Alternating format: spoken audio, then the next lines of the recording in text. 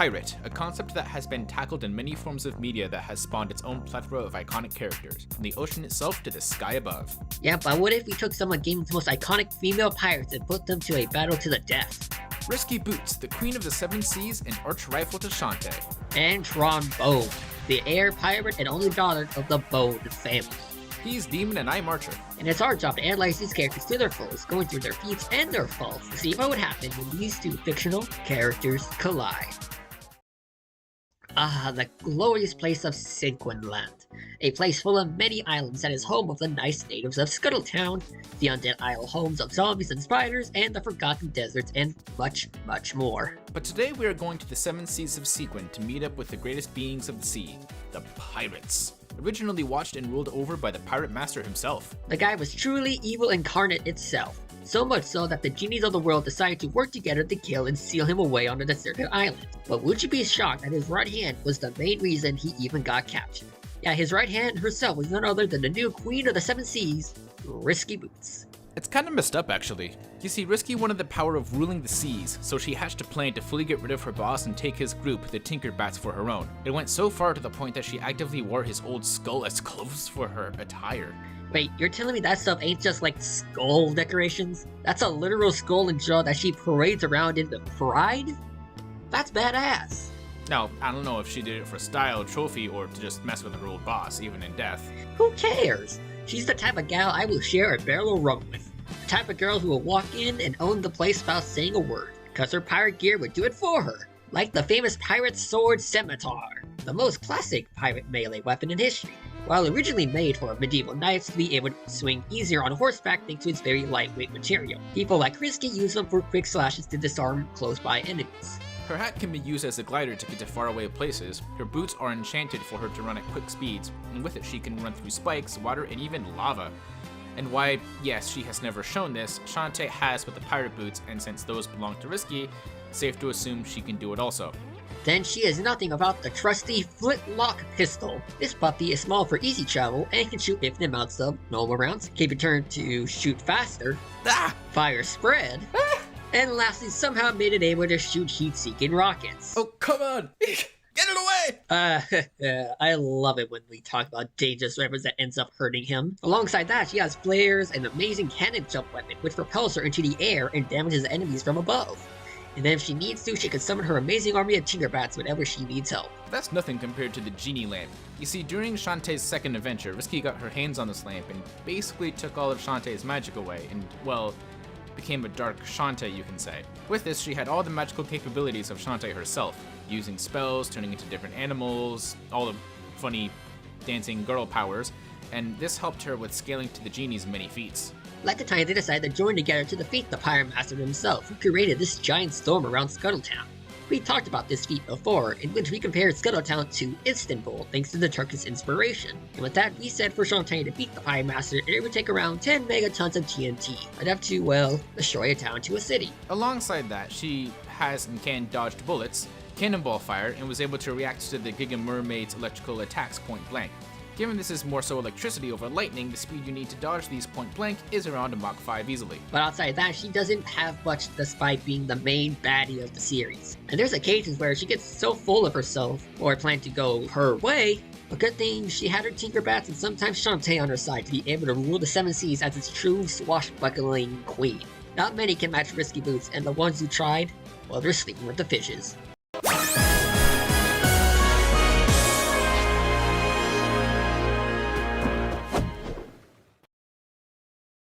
Welcome one and all to the year 56XX. Based on how crappy of a name that year is, I'm guessing we're talking about Mega Man again?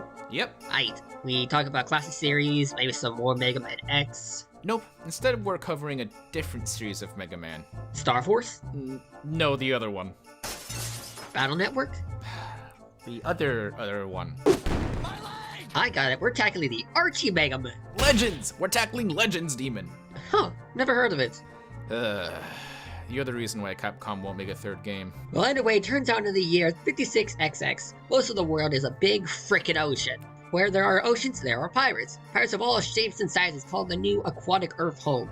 You got your typical ocean-faring pirates, but you also have some variation like the air and the sky pirates. And yes, these are technically different, like, roles. But none of them stand out compared to the Bonne family and their only daughter, the mischievous Tron Bonne. You mean the girl from Marvel vs. Capcom? Demon, I will gut you. Yeah, it turns out this chick with the weirdest hairstyle in the series and a miniskirt is a pirate. And a damn good one at that. I mean, the Bonne family is like the Waynes of the 56th century, aka really big and really important, which also means really rich. Growing up, Tron always wanted to go on missions with her big brother, Tessel Bonne.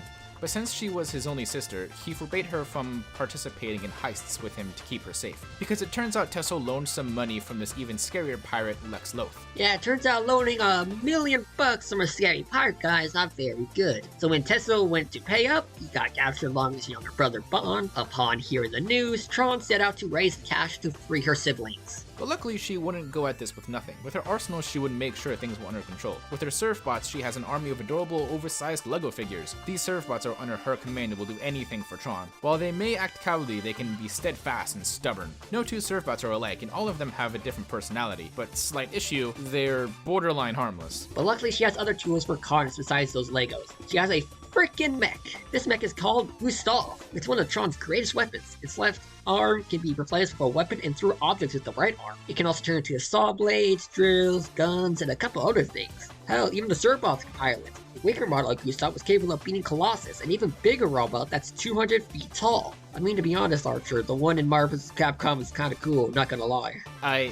Okay, I'll give you that one. But with her army of adorable merchandise and a mech, she can easily beat Lex and free her siblings. So then the family gets in their airship and then attacks Cadillac's island. Tron encounters her future crush, Mega Man Volnut. She'd fought off Volnut with several robots like Fieldnut, Balkan Grat, and Falkwolf, and Bruno. Man, who thinks up these names? I'm pretty certain they just pinned a bunch of names on a dartboard and go nuts. Just like how we think about ideas. But yeah, her crush on the new blue bomber made her help him escape capture from Mega Man Juno, but she and Tessel would then escape off Cadillac Island on a boat made of scrap metal. So as any good pirate would do, she and her brother opened a department store, which failed because pirates sucks at business. So back to piracy they went, and of course she fought Volnut several more times, and all of those times ended up with her taking the L. But her robots like Gustav have held their own against Volnut, so scaling Gustav to Volnut isn't out of the question, especially when Volnut beat a Reaverbot that caused a 30-year-long storm which was stated to cause another ice age. Given the size and width of the storm, that would have required around 14 megatons worth of TNT. To put in perspective, the bomb that dropped on Hiroshima was around 14 kilotons of TNT. And her mech can even keep up with Volnut himself as well. When it comes to speed, the dude has dodged bullets, missiles, and based on a few instances has shown to dodge light-based attacks from weapons shining laser. And lastly was able to keep up with the Flutter and can dodge attacks, too. So let's talk about that actually. You see, Volnut claimed that this certain Reaverbot was around 100 plus miles away. Knowing that the Flutter was basically destroyed at that time, and it was being able to dodge these attacks coming at it with ease, and Volnut has dodged the similar attacks even closer to him. With this, we can do a rough estimate of Volnut being able to react around Mach 14, easily the speed of sound, and trust me, in the grand scheme of Mega Man, that is like child's play. But for the Legend series, it's a big deal. But when boots hit the floor and shit hits the fan, Tron and her brother helped out Volnut yet again against Sierra. But a slight issue. Volnut was stuck on Elysium, which was in space. So Tron and her frenemy role put aside the differences and made a rocket to get him back home.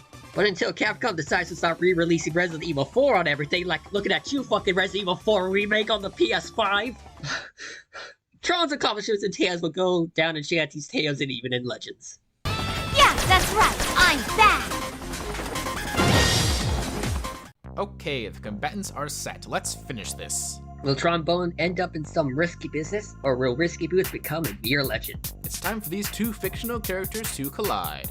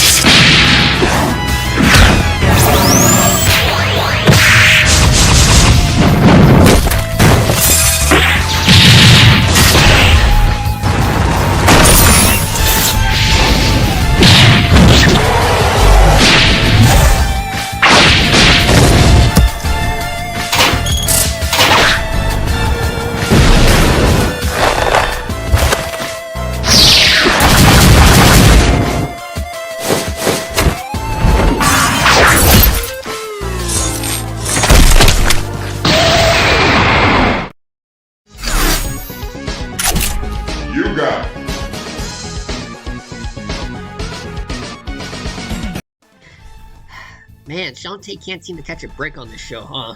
This was a very close match. Risky wasn't entirely outmatched here. Her arsenal stomped Tron with her many pirate gadgets and the magic from the genie lamp, and also while having a physical strength edge over her. Then why did she lose? I said she stomped Tron, not Gustav. Oh yeah! When you look at the stats against Gustav, it's kind of unfair. Scaling Volnut in strength will put Gustav above Risky to a degree. Comparing both store feats from their series, 14 Megaton is definitely bigger than 10 Megatons. And comparing Mach speed to Mach 14 literally made the robot almost 3 times faster. Also keep in mind the storm feat was most likely even higher than where we had it originally, so it's highly likely that the gap in raw power would be even further. Comparing the storm feat from Shantae's own series wouldn't come close to Mega Man's in both scenarios. Not to mention Tron's Seraphots, while incompetent on their own, would actually be Tron's biggest asset in the fight due to them being shockingly crafty in tough scenarios. And while Risky does have the Tinkerbats, they're a lot more limited with their own arsenal than with the Seraphots usually keep on them. But Archer, there's a feat we failed to mention. You see, in Hachimiro, this volcano right here exploded after Shantae and Risky were fighting. That thing was around at least a couple gigatons to be exact. What gives? That shouldn't be enough to beat the bot. Yeah, but the volcano's feat isn't as impressive, nor should it be used in this debate to begin with, since Shantae herself was forced to run away from it rather than taking it full on. So it's safe to say Risky wouldn't be able to handle it herself as well. Risky put up an amazing fight, but Gustav's raw power, blistering speeds, powerful defense, and the usefulness of the surf bots would make Risky swim with the fishes. Guess with Tron's bond with her mechs, she gave Risky the boot. The winner is Tron Bonne.